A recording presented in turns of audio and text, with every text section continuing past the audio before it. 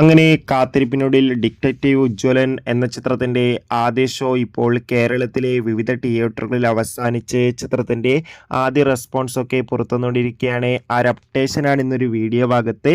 വീഡിയോയിലേക്ക് മുൻപ് video like ചെയ്യുക, ചാനൽ സബ്സ്ക്രൈബ് ചെയ്യാൻ വേണ്ടി ശ്രമിക്കുക. മെയ് മാസം അങ്ങോട്ട് ധാരാളം ചിത്രങ്ങൾ OTT റിലീസ് ചെയ്യും. നമ്മുടെ ചാനൽ ഭാഗം പരിശോധിച്ചാൽ നിങ്ങൾക്ക് ആ വീഡിയോയ്ക്ക് കാണാൻ വേണ്ടി സാധിക്കുന്നതായിരിക്കും.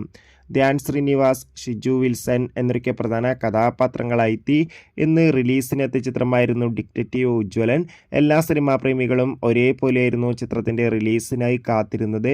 ഫൈനലി ചിത്രത്തിൻ്റെ ആദ്യ ഷോ ഇപ്പോൾ കേരളത്തിലെ വിവിധ തിയേറ്ററുകളിൽ ആരംഭിച്ച് ചിത്രത്തിൻ്റെ ആദ്യ ഷോ കഴിയുമ്പോൾ ചിത്രത്തിന് മികച്ച പോസിറ്റീവ് റെസ്പോൺസ് തന്നെയാണ് പുറത്തുവന്നുകൊണ്ടിരിക്കുന്നത്.